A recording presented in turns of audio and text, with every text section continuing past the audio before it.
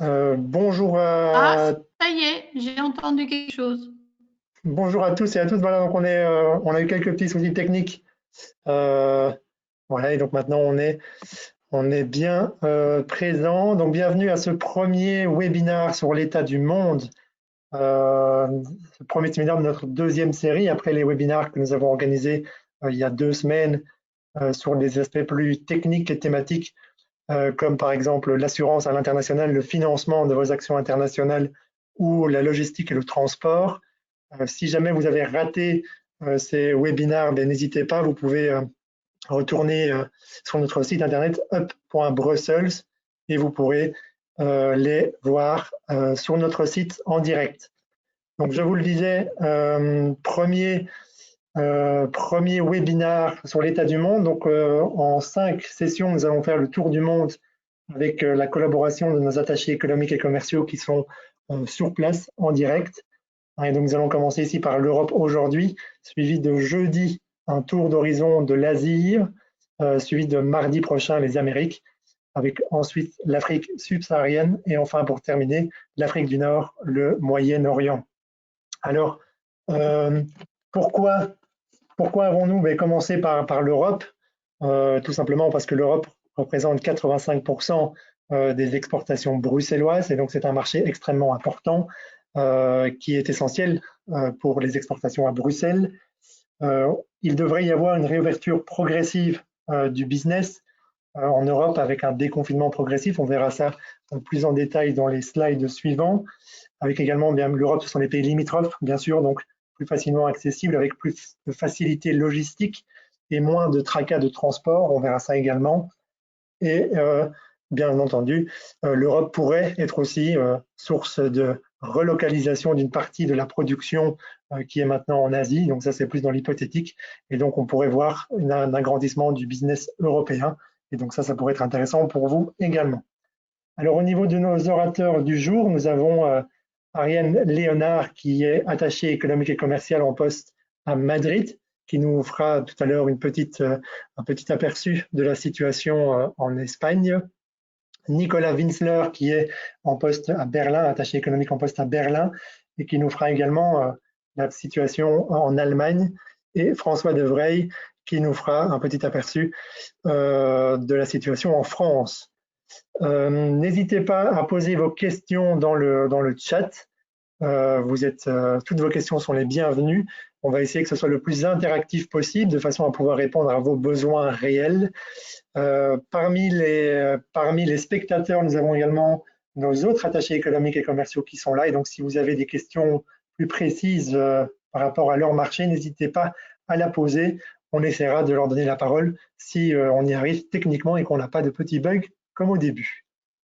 Alors voilà, donc sans plus tarder, je vais commencer avec euh, le confinement, donc la situation au 13 avril, tout simplement pour montrer bien que l'Europe était globalement dans une situation similaire un petit peu partout, avec quelques exceptions, notamment par exemple en Suède, où là, vous le savez, ils ont choisi de ne pas faire de confinement, mais malgré tout, avec pas mal d'arrêts également, au niveau notamment des événements internationaux et certains magasins également qui étaient fermés.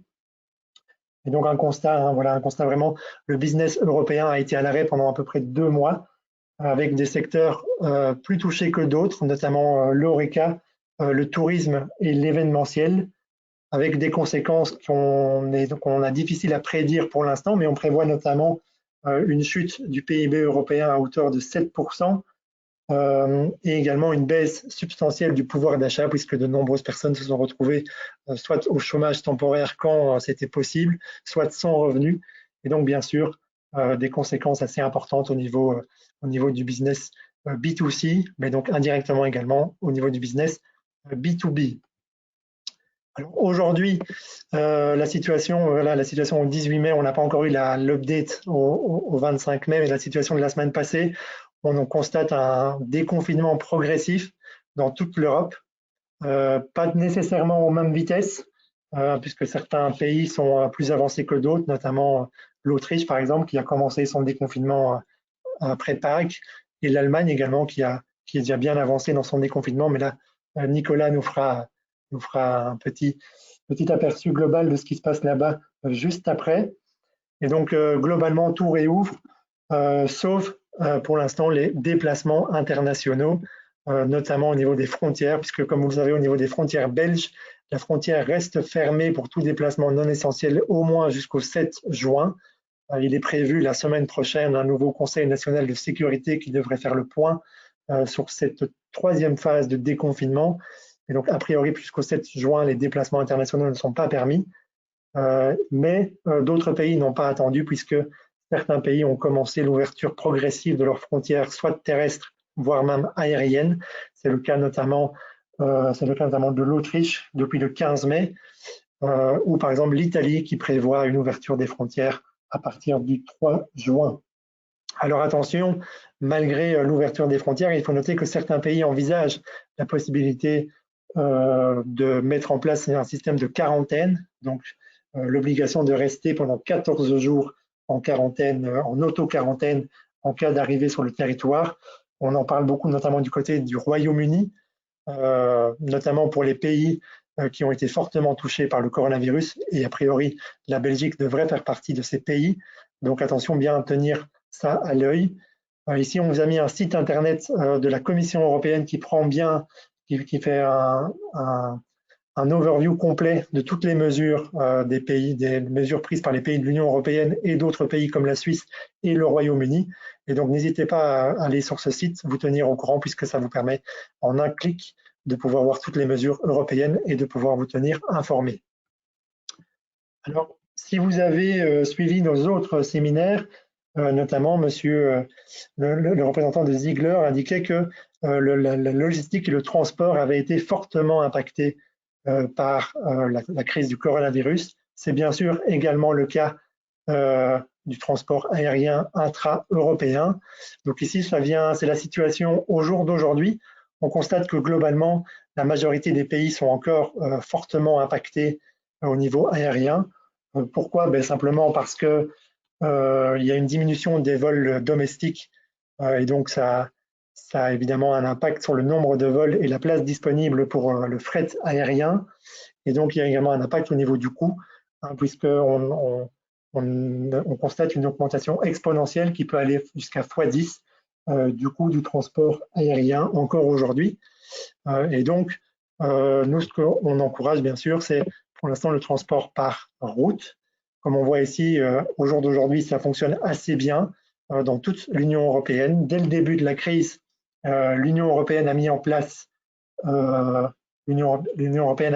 des couloirs de transport pour permettre justement l'acheminement rapide et efficace des marchandises entre les pays européens. Et donc aujourd'hui, en tout cas, ça fonctionne encore assez bien. On le constate notamment au niveau des files d'attente, au niveau des postes de douane. Hein, donc, pas tous les petits points verts, c'est un temps d'attente de moins de 30 minutes, donc c'est relativement peu, avec quelques exceptions, notamment au niveau de la frontière franco-suisse ou franco-allemande, où là on constate quand même des arrêts de plus de 2 heures. Et donc voilà, n'hésitez pas à aller également sur le site ici quand on vous enverra les slides, le site mis en dessous qui en temps réel met la situation au niveau des postes douaniers dans l'Union européenne. Et donc ça peut vous permettre d'anticiper potentiellement les éventuels retards que vous pouvez encourir dans le transport de vos marchandises. Alors, sans plus attendre, on va rentrer vraiment dans le vif du sujet. Donc je vais laisser la parole à Ariane Léonard, notre représentante à Madrid, qui va faire un petit état des lieux de la situation en Espagne. Ben oui, bonjour à tous et merci pour votre présence virtuelle.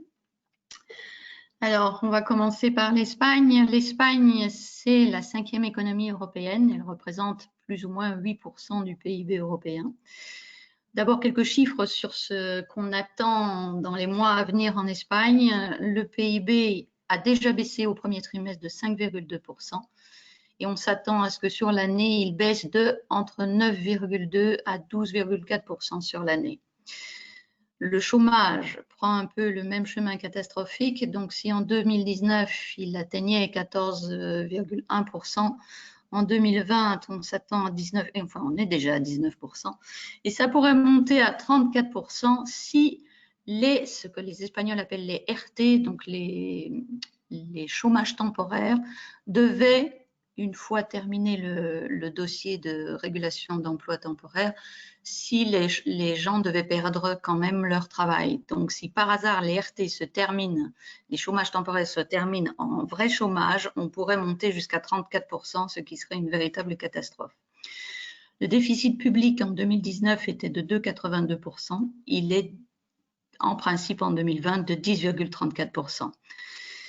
La dette publique en 2019 de 95,5%. En 2020, elle monterait jusqu'à 115%. Alors l'Espagne n'est certes pas la seule en Europe, ni dans le monde d'ailleurs, à faire face à de tels chiffres, mais elle a deux facteurs aggravants dans son économie. Le premier, c'est le poids du secteur touristique et des services. Le secteur touristique à lui tout seul représente 13 à 14% du PIB. Et durant les années d'expansion, c'est un reproche de longue date vis-à-vis de l'Espagne, elle n'a pas fait les efforts nécessaires pour moderniser son industrie, la digitaliser, etc. Il y a eu des efforts, mais pas assez.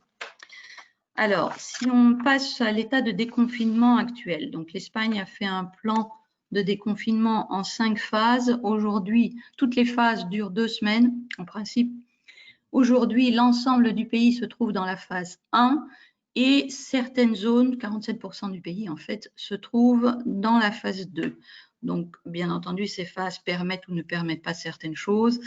Tout ce qui se trouve aujourd'hui en phase 2 permet l'ouverture notamment des centres commerciaux, sauf les zones communes qui ne peuvent servir que de transit. Les restaurants peuvent désormais servir à l'intérieur, mais à 30% de leur capacité. Les ciné, les théâtres et les auditoriums sont ouverts aussi à 30% de leur capacité. Et les événements fermés peuvent accueillir 50 personnes ou 400 à l'air libre, mais elles doivent être assises. Donc, tout ça en phase 3 va augmenter. Donc, au lieu de 30%, ça sera 50%. Au lieu de 50 personnes, ça sera 80. Au lieu de 400 à l'air libre, ça sera 800, etc. Le but étant qu'en principe, fin juin, tout le monde arrive à ce que l'on appelle à peu près la nouvelle normalité. Il faut savoir aussi que, et c'est un impact très important dans le tourisme, l'Espagne a déclaré l'état d'urgence pour le moment jusqu'au 7 juin, mais il semblerait qu'une prolongation va être demandée. Et surtout, le gouvernement a fermé les frontières et les rouvrira au 1er juillet. Ils ont également établi une quarantaine pour les étrangers qui arrivent en Espagne, quarantaine obligatoire. Cette quarantaine va également tomber le 1er juillet. Très important sur le plan touristique, évidemment. D'ailleurs, à l'origine, il semblerait qu'ils aient prévu que ça dure plus longtemps, la quarantaine, mais ils sont obligés, pour des raisons économiques et touristiques, d'arrêter ça. Sinon, c'est la catastrophe sur le plan de 13% du PIB, en fait. Alors, quels sont les secteurs, il faut que je sois brève, quels sont les secteurs qui sont les plus affectés? Bien entendu, le tourisme, c'est le premier secteur affecté, c'est le premier moteur de l'économie espagnole, donc c'est grave. En 2018, ça représentait 148 millions d'euros et 12,5% du PIB, mais aussi 13% de l'emploi, avec 620 000 personnes. Le secteur Horeca, mais tout le monde sait la situation catastrophique qu'il traverse, que ce soit en Espagne ou ailleurs. Le transport aérien, l'Espagne, ça a un impact vraiment grave puisque beaucoup d'étrangers qui viennent en Espagne viennent évidemment en avion. Donc, on assiste à une baisse déjà de 95% du trafic et à une perte de revenus de 15 millions d'euros. Sur l'impact de l'économie nationale, ça fait 55 millions d'euros, c'est-à-dire 4,4% du PIB, rien que le trafic aérien. Deuxième secteur très affecté, c'est la mode. La mode représente 2,8% du PIB et 4,1% des emplois. C'est aussi 10% du tissu productif de l'Espagne, avec 20 000 entreprises industrielles et plus de 60 000 points de vente. 9% des exportations espagnoles, on pense à Inditex, Mango, etc. et 13% du tourisme mondial des achats. C'est aussi pour l'Espagne 6 000 millions d'euros en impôts à travers la TVA, les cotisations de la sécurité sociale et l'impôt des sociétés. Or, en 2019, la mode avait déjà perdu en 20% de revenus comparé à 2017 à cause de la crise de 2007, comparé à cette époque-là. En 2020, suite au coronavirus et aux conséquences, on s'attend encore à moins 35 à moins 40% en plus des 20% déjà perdus suite à 2007. Ça veut dire quoi? Ça veut dire qu'aujourd'hui, la structure des coûts de la mode n'est pas viable. Avec moins 40% de revenus sur l'année, ils ont à peine, en fait, dans l'ensemble, les entreprises ont à peine un mois devant elles de liquidité. Et le commerce électronique a à peine mitigé les effets. Maintenant, les secteurs porteurs, et j'imagine que ça va être un peu pareil partout en Europe, mais bien sûr l'alimentation et le secteur agricole, on a vu que eux se maintenaient pour des raisons évidentes, l'industrie pharmaceutique, les entreprises textiles dédiées à des produits sanitaires. J'ai vu par exemple une entreprise de Salamanque, une entreprise style qui avait perdu, avait été réduite à presque rien à cause des délocalisations en Asie. Ils se sont mis à fabriquer des masques. Aujourd'hui, ils croulent sous les commandes. Donc, c'est vraiment un exemple de fonctionnement.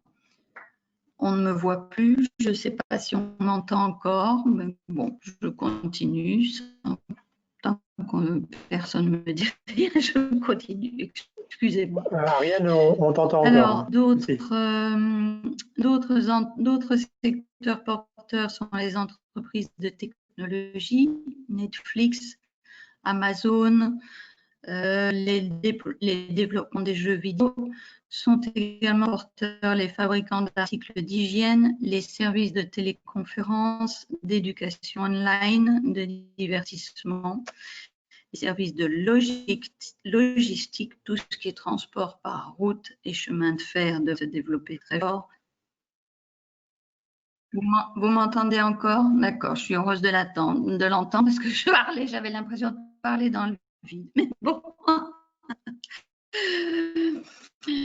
La logistique, donc transport, route, chemin de fer, les réseaux sociaux et les services de livraison à domicile, telles les entreprises comme Deliveroo et Glovo. Voilà, je crois que j'ai atteint les 5 minutes qui m'étaient conférées et je suis à votre disposition si vous avez des questions. Merci Ariane. Mais moi je n'entends rien, je ne sais pas si vous m'entendez, mais moi je n'entends rien du tout. On t'a complètement entendu, c'était parfait. Je vais donc maintenant laisser la parole à Nicolas Winsler qui est à Berlin. Est-ce que Nicolas m'entend?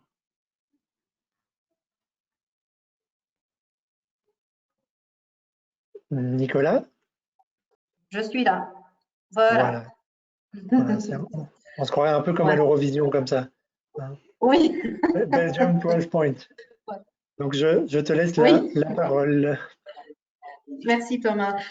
Bonjour à toutes et à tous. Donc, je suis Nicolas Winsler et je représente Hub donc, à Berlin, en Allemagne. Mais je ne vais pas commencer ma présentation sans, bien évidemment, aussi mentionner mon cher collègue Bastien de Petit, qui est basé à Cologne. Voilà. Pour l'Allemagne, je vous rappelle juste très vite un peu la structure du pays pour ceux qui ne connaissent pas l'Allemagne. Voilà, c'est un grand pays, un pays décentralisé avec 16 États fédérés, ce qu'on appelle les Länder en allemand, dont 3 villes-États comparables à la région Bruxelles-Capitale, donc Berlin, Hambourg et Brême. L'Allemagne est un pays de 83 millions d'habitants qui représente 16% de la population européenne et elle est l'économie la plus importante de l'Europe.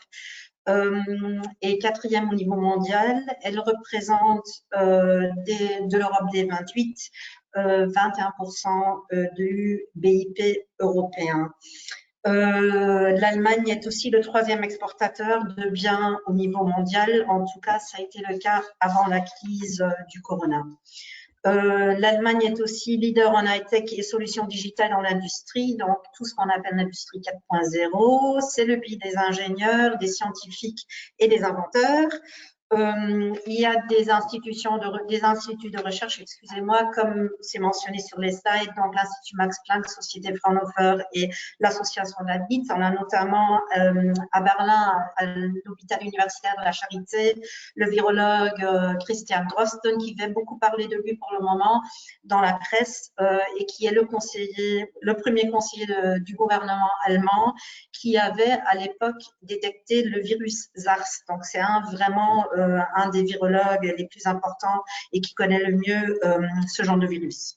Voilà, l'Allemagne est aussi numéro 1 en recherche et développement en Europe et profite bien évidemment là du soutien des fonds européens.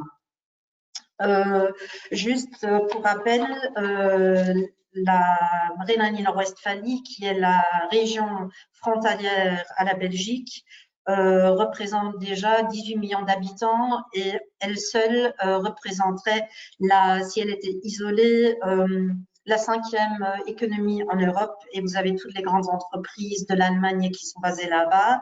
Et il se fait aussi que 30% des exportations belges viennent en Allemagne par la Rhénanie-Nord-Westphalie. Voilà, les mesures de confinement qui ont été en application à partir du 16 mars comprenaient, comme dans la plupart des pays européens, la fermeture des magasins non essentiels, l'arrêt de production parce que justement la chaîne d'approvisionnement a été interrompue, ce qui a bien évidemment affecté l'industrie automobile, qui est quand même un des piliers de l'industrie allemande. Ça vaut également pour les écoles et les crèches qui ont été fermées complètement à ce moment-là. Mais ce qu'il faut dire, c'est que l'Allemagne fait partie des pays les moins affectés par le virus, avec à ce jour environ 180 000 infections et que, malheureusement, il faut le dire, 8 300 décès. Donc, il n'y a jamais eu le confinement strict, mais c'était plutôt les recommandations que les Allemands ont quand même suivies avec beaucoup de discipline. Voilà, depuis le 4 mai, comme Thomas Dupont l'a déjà mentionné dans son introduction, il y a des mesures de déconfinement. C'est-à-dire que les magasins non essentiels ont réouvert, la production a reprise, les écoles réouvrent, mais c'est très compliqué parce que l'enseignement est une compétence exclusive régionale et d'ailleurs elle est la seule. Donc ça appartient au gouvernement des Länder justement de prendre des décisions à ce niveau-là. J'ai lu dans la presse aujourd'hui d'ailleurs qu'il y a un commentaire qui dit l'Allemagne devient la Suède parce que justement c'est un aspect très curieux. Le confinement avait été décidé par le gouvernement fédéral, tandis que le déconfinement se décide au niveau régional. Et c'est pour ça qu'on a un déconfinement finalement à 16 vitesses.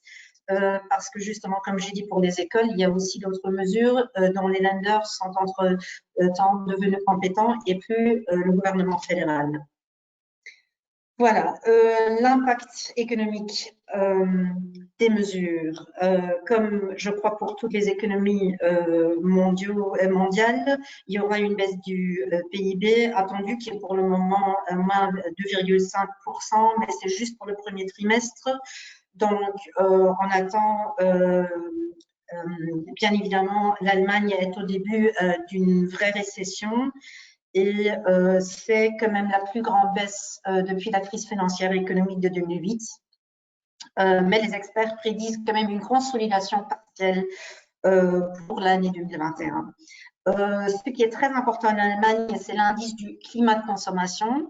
Donc, ce sont des sondages qui sont faits parmi la clientèle finale et cet indice n'a jamais été aussi négatif au mois de mars comme au mois de mars et au mois d'avril. Mais on a constaté que déjà au mois de mai, suite au déconfinement, aux mesures de déconfinement, il y a une légère hausse. Voilà. Mais voilà, l'impact économique, bien évidemment, touche les entreprises, c'est-à-dire qu'on entend du jour au jour des annonces de faillite ou de perte d'emploi. Par exemple, la TUI, c'est un des plus grands prestataires d'agences de voyage et de tourisme. Ils ont annoncé de supprimer 8 000 emplois. Karstadt Galeria Kaufhof, c'est la maison mère des Galeries Inno, qui va fermer 80 magasins en Allemagne. Vapiano, c'est une chaîne de restauration rapide italienne, est en faillite, ainsi que Maredo, c'est une chaîne de restaurants où on sert des steaks, c'est comme des Brussels Grill. Voilà. Le commerce a été très fort touché par la crise du corona parce qu'ils étaient fermés pendant 2 mois et on a dit que les commerces stationnaires ont perdu 30 milliards d'euros. Et comme c'est mentionné sur le slide, voilà, on dit que jusqu'en 2030, il y aura 64 000 fermetures de commerce. Voilà. Il y a 10 millions d'employés qui sont en chômage technique et c'est un chiffre record. Et le taux de chômage est bien évidemment élevé et va probablement encore monter, mais là, je n'ai pas encore les chiffres actuels parce qu'ils vont être publiés la semaine prochaine. Voilà. Passons au e-commerce en Allemagne. On aurait pu croire que justement le e-commerce va exploser parce que tout le monde ne va pas plus pouvoir faire des achats, mais c'est pas le cas malheureusement. Même si le marché en soi c'est le 5e marché au niveau mondial et le 2e en Europe. Et il y a eu une croissance de 11% au premier trimestre. Mais il y a eu aussi un fort ralentissement au courant de la crise. Le seul domaine gagnant, c'était l'alimentaire parce que justement, les gens n'osaient plus sortir pour faire leurs achats. Donc, ils ont commandé l'alimentaire en ligne, ce qui n'était pas le cas avant, forcément, en Allemagne. Voilà, comme vous voyez, les Allemands achètent principalement les vêtements en ligne. Et ils ont une hésitance d'acheter à l'international parce que bien évidemment, c'est les marketplaces internationaux qui dominent aussi le marché allemand. Ce qu'il faudrait dire, et ce sont des conseils, je crois, primordiaux pour l'Allemagne, c'est que, voilà, language is the key, donc il faudrait que vous ayez un site qui se termine sur .de parce que comme ça, vous seriez reconnu comme étant une entreprise allemande et ça crée de la confiance. Il y a un très, très grand quota de retour en Allemagne, un niveau de retour très élevé et les Allemands ont l'habitude d'avoir le retour de la marchandise gratuit. Donc, il y a quelques magasins ou quelques prestataires qui commencent à demander quand même un forfait de retour, mais ce n'est pas très accepté. Voilà. Et comme j'ai dit, la carte crédit n'est pas le premier moyen de paiement, donc la plupart des achats se font soit par facture. Donc, les gens ont un délai au moins de 14 jours ouvrables de régler la facture. Et donc, il y a les grands prestataires internationaux comme Klarna, par exemple, qui devient leader du marché allemand. Voilà, et 77% des livraisons sont effectuées par DHL, mais il y a aussi d'autres prestataires allemands sur le marché.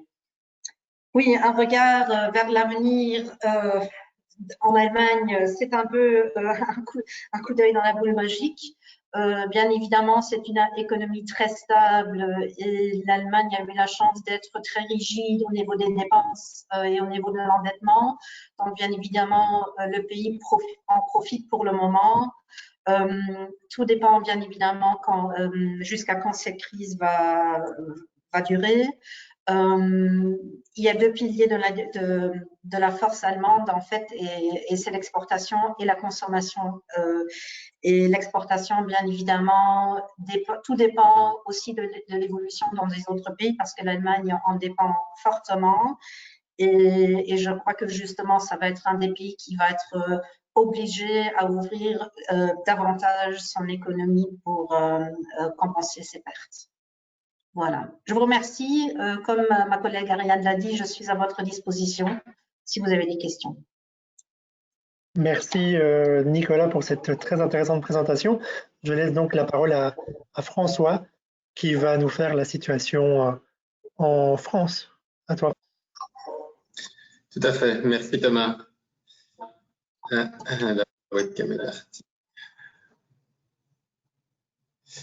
Voilà. Bonjour à tous. Bonjour à toutes. Donc oui, François de Vries, ASC de Brussels à Paris.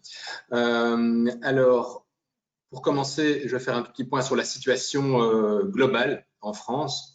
Donc la France est malheureusement un des pays les plus touchés par le coronavirus, avec plus de 145 000 cas confirmés, plus de 28 000 décès. Donc c'est quand même un bilan qui est très très lourd. Dès le mois de mars, il y a eu un confinement strict qui a été imposé par le gouvernement français, avec la fermeture des écoles, des cafés, des restaurants, des magasins, sauf l'alimentaire et les pharmacies, des lieux culturels, l'annulation de tous les événements publics et la limitation stricte des déplacements, avec l'obligation d'avoir avec soi une auto-attestation de déplacement dérogatoire. Ces déplacements devaient être motivés selon certaines exceptions qui les permettaient, sous peine d'une amende de 135 €. Et il y avait de nombreux contrôles pour faire respecter ce confinement. Donc, c'était vraiment un confinement qui était assez strict. Alors, au niveau de l'impact économique de ce confinement, merci Thomas. Donc la crise économique en France est d'une ampleur importante, hein, avec une chute de PIB qui devrait être cette année de 8%, ce qui est énorme. Plus de 12 millions de travailleurs en France sont actuellement au chômage partiel, ce qui a un coût conséquent pour l'État français, et donc une dette publique évidemment qui s'envole et qui devrait être à cette année à 117% du PIB. Donc très très élevé. Alors l'État français a essayé de mettre en œuvre diverses aides pour soutenir les entreprises impactées par cette crise sanitaire. En plus des mesures donc, de chômage partiel que j'ai mentionnées, il y a eu des prêts bancaires garantis par l'État qui étaient disponibles pour les sociétés. Il y a eu un fonds de solidarité qui a été mis en place pour les plus petites entreprises, les auto-entrepreneurs, les indépendants. Des reports de charges ont également été autorisés. Bon, certains secteurs, évidemment, on les a déjà mentionnés, ont déjà été beaucoup plus impactés que d'autres. Hein. Les sociétés qui étaient actives dans des domaines du tourisme, de la culture, l'ORECA, le commerce en général, hors e-commerce alimentation, je dirais, les transports au sens large, évidemment l'aviation, l'automobile, tous les sous-traitants dans ces domaines, eh bien, toutes ces sociétés se trouvent dans leur grande majorité dans une situation compliquée, malgré les aides prévues par l'État qui ne seront de toute façon pas éternelles. Il y aura un nombre important de faillites qui est à prévoir dans ces divers secteurs dans les mois à venir, malheureusement. Alors, évidemment, comme dans toute crise, il y a d'autres secteurs qui s'en sortent au contraire plutôt bien. Donc la santé et en particulier l'e-santé, le numérique, toutes les sociétés qui étaient, je veux dire, bien préparées à l'e-commerce ou aux services en ligne, finalement ne s'en sortent pas trop mal. Du côté des startups, malheureusement, certaines qui n'avaient pas clôturé leur levée de fonds avant la crise sanitaire se retrouvent avec des projets quand même à l'arrêt et risquent de se retrouver assez vite sans les fonds nécessaires à leur survie, malheureusement. Alors, pour les perspectives, eh bien, le déconfinement a commencé le lundi 11 mai en France de manière graduelle, je vais dire, qui permettait une réouverture de tous les magasins, hormis les restaurants, bars et cafés, la fin des autorisations obligatoires pour des déplacements à moins de 100 km, l'ouverture progressive de certains établissements scolaires.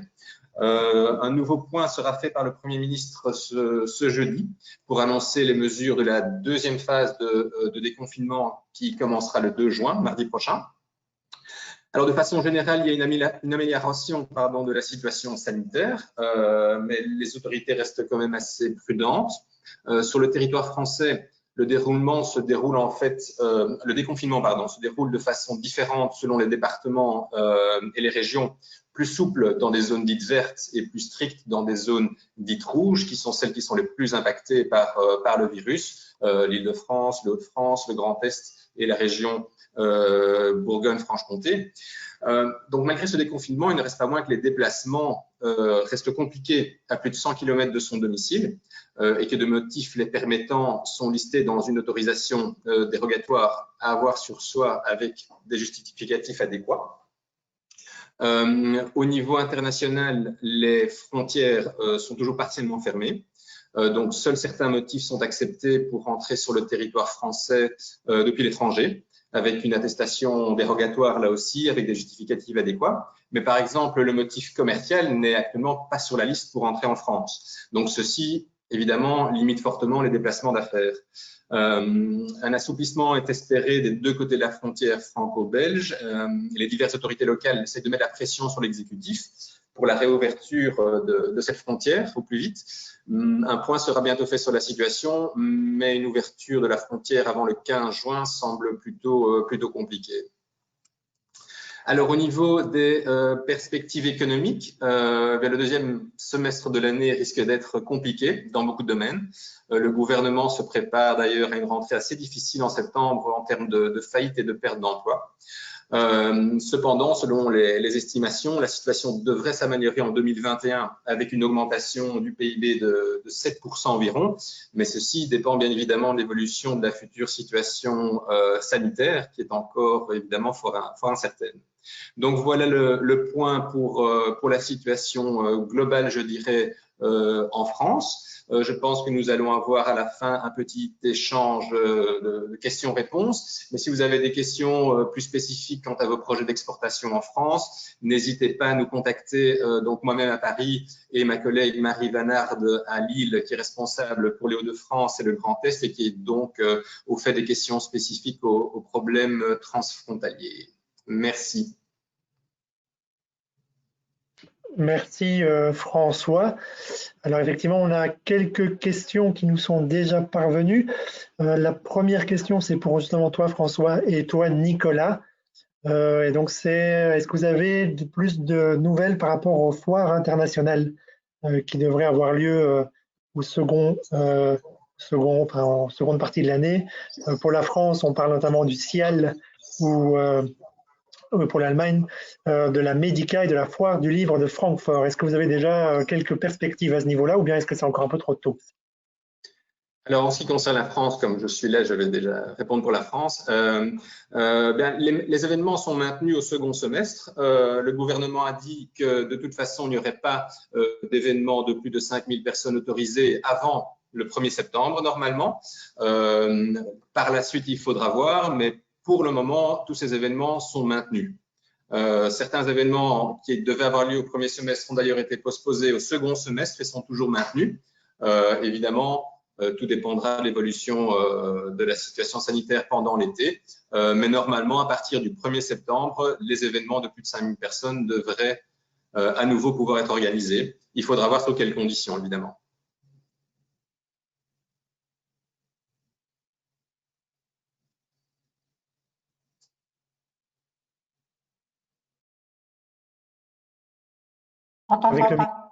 Avec le micro, c'est mieux. Ouais. Donc, est-ce que tu avais déjà eu des échos par rapport à la Medica ou par rapport à la foire du livre de Francfort?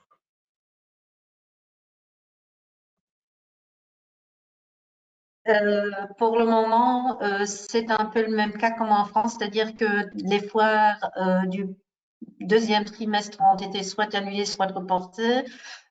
Pour la foire du livre de Francfort ni pour la Medica, j'ai des nouvelles. C'est-à-dire que pour le moment, c'est maintenu aux dates prévues. Donc, la foire du livre, c'est en octobre et la foire Medica, donc dans le médical, c'est le mois de novembre. Mais bien évidemment, toutes les entreprises de foire se réservent des mesures selon l'évolution. Donc, on ne sait pas si ça va être maintenu ou pas. J'ai regardé ce matin pour tout ce qui est foire à Berlin et c'est vrai que jusqu'au mois d'août, il n'y aura aucune foire Et ce qu'il y a au mois d'août, c'est transféré en virtuel. Donc, même application ou même déconfinement comme en France. C'est-à-dire que pour le moment, les grands événements à partir du mois de septembre sont maintenus en fonction de l'évolution. Merci. Alors une question aussi encore pour toi, Nicolas. Est-ce que on sent déjà, on a beaucoup entendu parler les économistes qui disaient au niveau global qu'il allait y avoir une relocalisation de l'industrie au niveau européen. Est-ce que éventuellement tu sens déjà au niveau du pays allemand une dynamique vers cette relocalisation, ou bien est-ce que c'est trop tôt, ou bien est-ce que tu n'y crois pas? Enfin, voilà. Quel est ton avis là-dessus? On ne le ressent pas encore aussi concrètement. Ce qu'il y a justement, c'est que le gouvernement allemand a proposé un programme de subsides pour justement tout ce qui est, par exemple, production de masques FFP2 et 3. Et donc, justement, ils ont donné des subsides aux entreprises souhaitant changer leur gamme de produits à leur production. Mais ça, c'est quelque chose qu'on est en voie de développement, disons. Donc, on en verra les effets probablement au deuxième semestre de l'année. Ce qu'il y a, par contre, c'est une tendance, je crois, qui vaut pour toute l'Europe, c'est une tendance des consommateurs finaux buy local. Donc, il y a une forte tendance de voir un petit peu aux produits régionaux et locaux et voir dans cette direction-là. Et bien évidemment, au niveau politique, il y a la discussion aussi pour les médicaments de rapatrier la production des médicaments soit en Europe, de préférence bien évidemment en Allemagne. Merci. Une question pour toi, Ariane. Après la crise économique de 2008, on a assisté à un effondrement de l'économie espagnole. Est-ce qu'on peut s'attendre à un nouveau crash de l'immobilier avec cette nouvelle crise?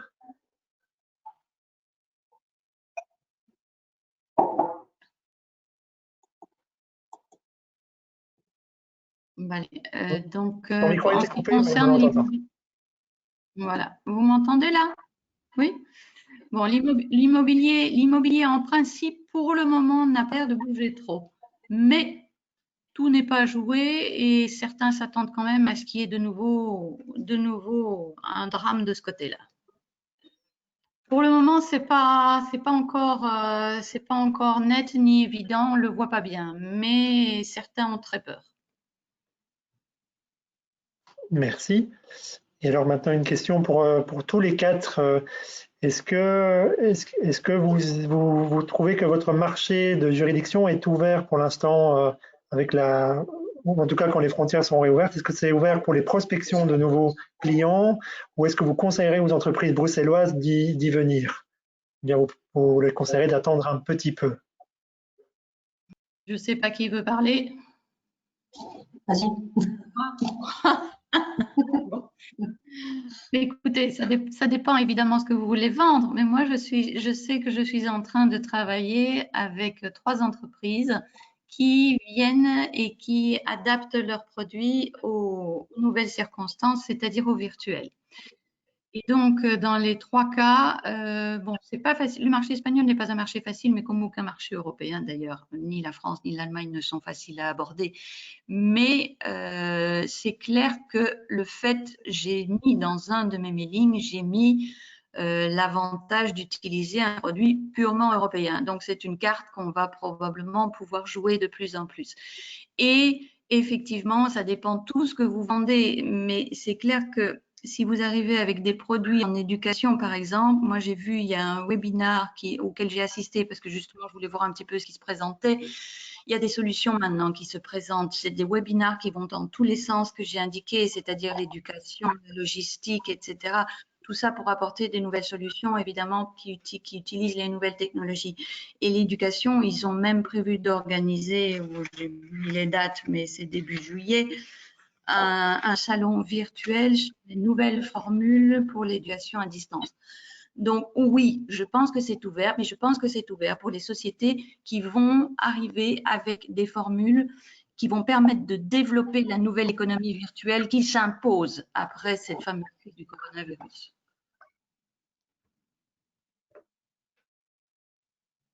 Merci. Est-ce que Nicolas ou François a quelque chose à rajouter à ça? Je rejoins entièrement l'opinion d'Ariane. Je crois que tout le monde a besoin de business et c'est le moment de prospecter parce que les marchés sont ouverts, parce que justement, ils sont à la recherche de nouvelles solutions. Je ne sais pas si François veut ajouter. Oui, mais je pense que c'est clair qu'il y a certains domaines qui effectivement offriront des opportunités. Évidemment, à court terme, il y a quand même beaucoup de sociétés qui seront en mode de survie aussi. Sans doute aussi avoir de la patience sur le marché pour prendre les contacts. Mais effectivement, dans certains domaines, tout ce qui touche au numérique, e-santé et autres, les gens seront vraiment à la recherche de nouvelles solutions. Donc, je pense qu'il y aura des opportunités de toute façon. Et comme le dit Ariane, le fait d'être européen, je pense que là, ça pourrait avoir aussi un avantage qu'on doit mettre en avant. Et alors François, on a encore une question pour toi. Est-ce qu'au niveau du marché de l'épicerie fine en France, est-ce qu'on peut s'attendre à un déclin de la demande ou bien est-ce que ça risque d'être plus ou moins similaire puisque comme l'agroalimentaire bruxellois est essentiellement dans l'épicerie fine, est-ce que le marché français restera attractif pour eux ou pas? Je pense que ce sera toujours le cas. On l'a vu pendant le confinement, le marché de l'épicerie fine n'a pas vraiment décliné. Donc les gens, au contraire, ont été à la recherche de certains produits. De toute façon, ils ne pouvaient pas aller dans les restaurants, donc ils ont plus cuisiné à la maison, ils se sont fait plaisir, donc ils ont cherché justement des produits un peu plus exclusifs qu'ils n'auraient pas acheté dans d'autres circonstances. Donc, je pense qu'il y a toujours des opportunités dans ce domaine-là. Je ne vois pas trop de déclin potentiel pour ce genre de produits. Non. Merci. Donc, a priori, il n'y a pas d'autres questions. Je ne sais pas si au niveau des spectateurs, est-ce que vous avez encore éventuellement des questions? Vous avez un petit onglet questions en bas à droite de votre écran. N'hésitez pas, c'est le moment, c'est l'instant. Dans 30 secondes, ce sera trop tard. Voilà, on a une personne qui rebondit et qui s'interroge sur l'épicerie fine en Espagne. Est-ce que c'est un peu pareil ou bien est-ce que c'est un peu différent au niveau espagnol? Est-ce que l'épicerie fine est toujours porteur pour l'Espagne? Ariane.